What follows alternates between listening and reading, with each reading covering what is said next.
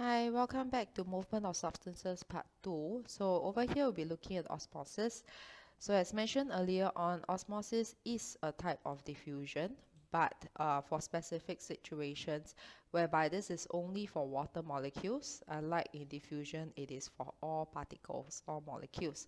So this is only for water. Another second difference is that it requires a partially permeable membrane, or otherwise known as a semi-permeable membrane.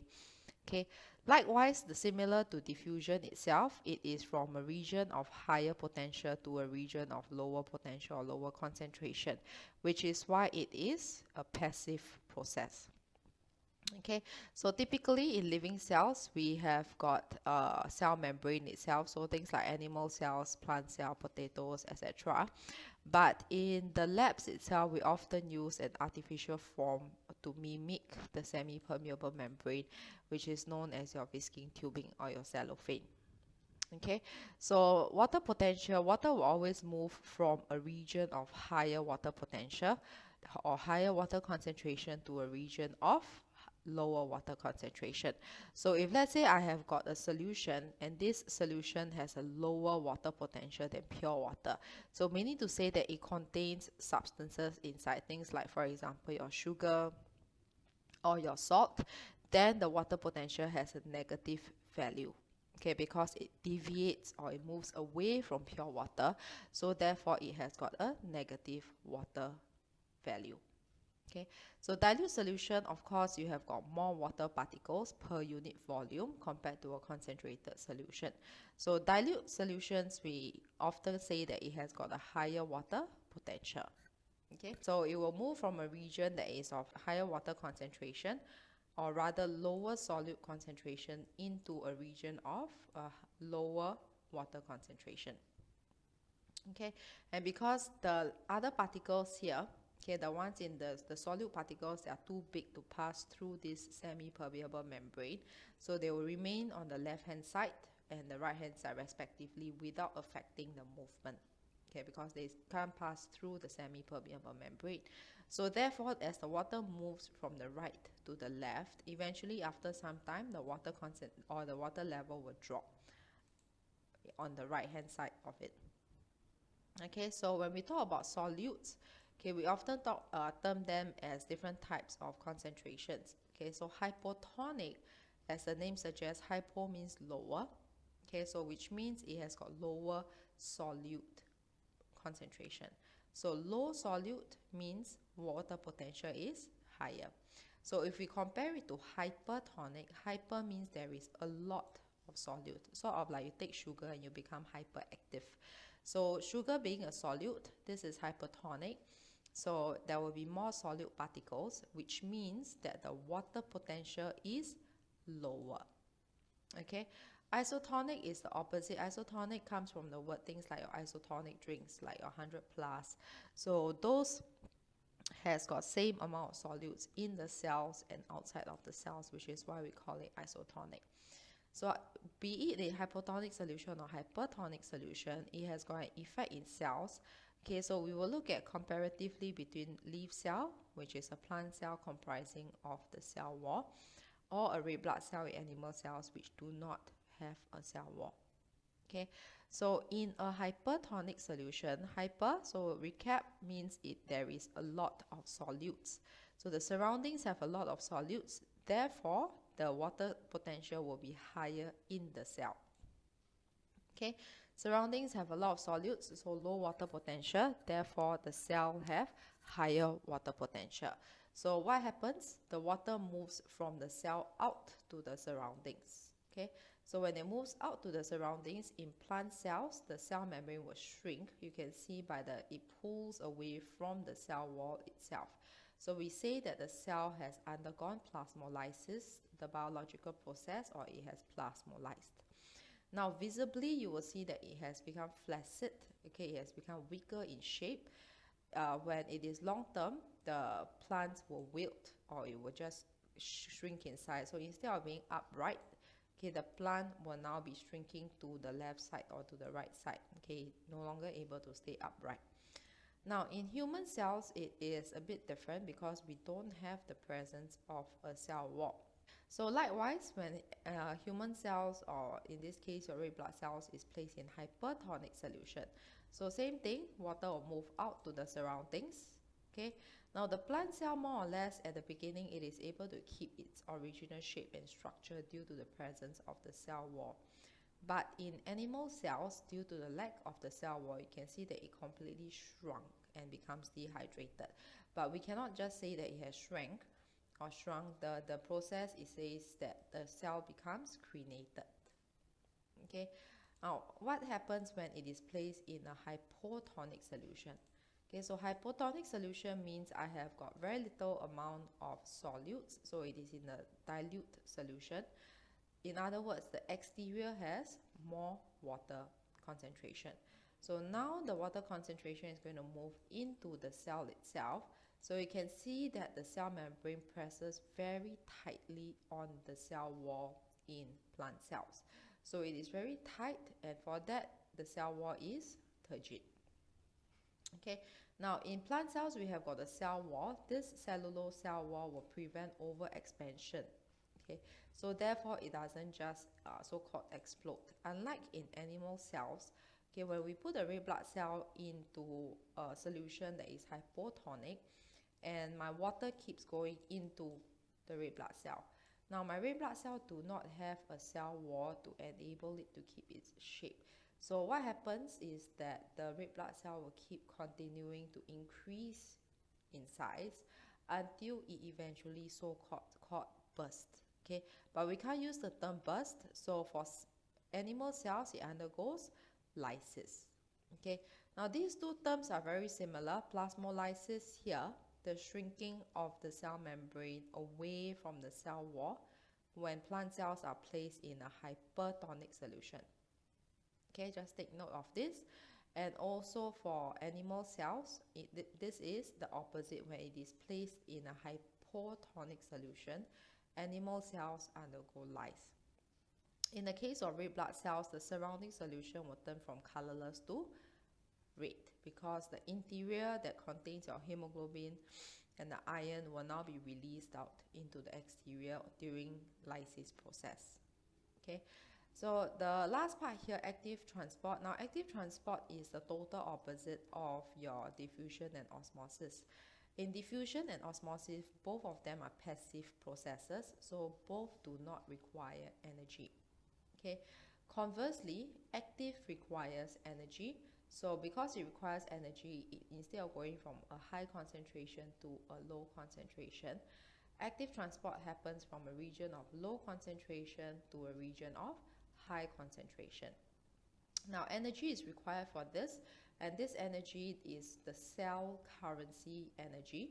Okay, just like how we spend a local currency in different countries, in the cells the currency for energy is called ATP. Okay, now ATP is usually produced in places like your mitochondria, so during aerobic respiration. Okay, so mitochondria produces the ATP during aerobic respiration in the presence of the oxygen. So ATP is required, and therefore this can only be produced in living cells. In other words, active transport do not take place in non-living cells, unlike for osmosis and diffusion. Okay, so ATP is required because whenever there are drugs that affect the rate of the aerobic respiration, the production of ATP is affected. Okay, and that will have an adverse reaction on the organisms who require this ATP for cellular transport.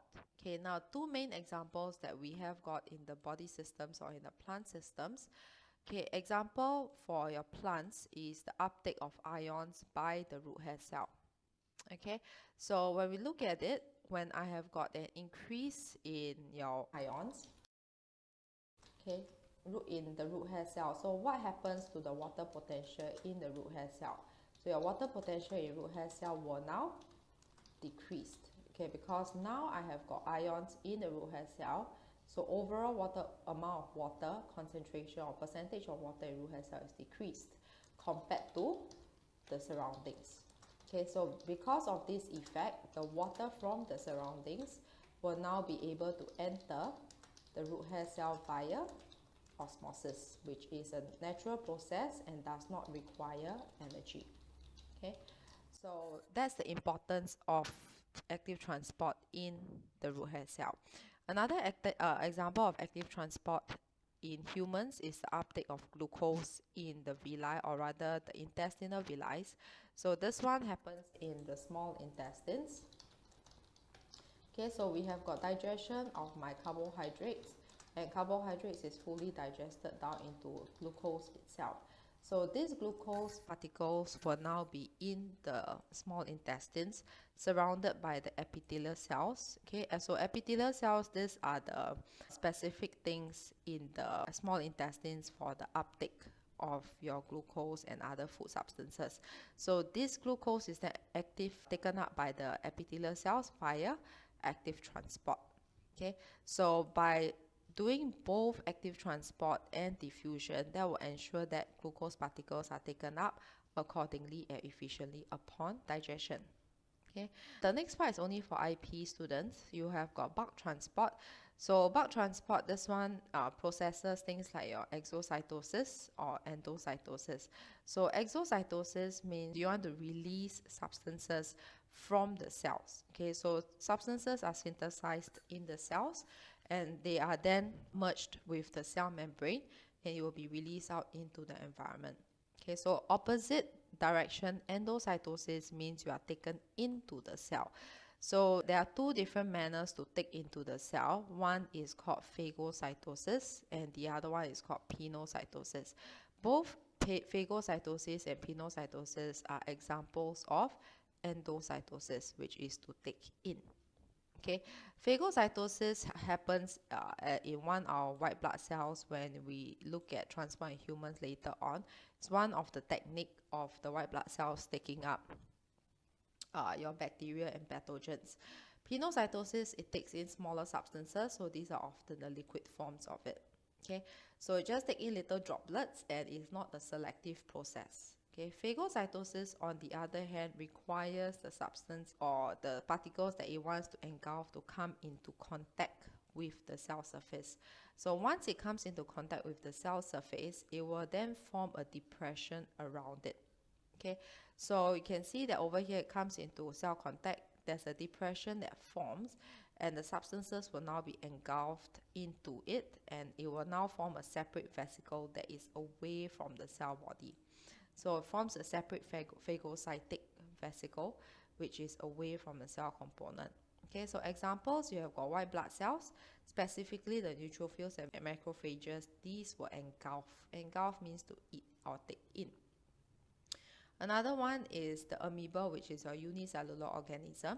So in order for them to eat, because they're unicellular, they don't have a lot of different systems. So this will then engulf food particles in order for the survival of the cell.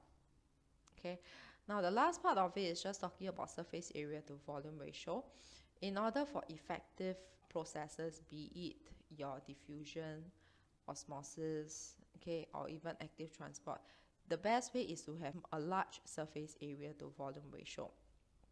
Okay, so large surface area to volume ratio, we often increase it by things like, for example, in your root hair cell, we have got elongated protrusions, or in your intestinal villi, we have got finger-like projections. Okay, now what happens in things like, for example, your amoeba or parasemium? These are your unicellular organisms. So they will take in the food substances through endocytosis from the surroundings, and it keeps getting bigger and bigger and bigger. Okay, so imagine this is a small cell, it keeps getting bigger and bigger and bigger.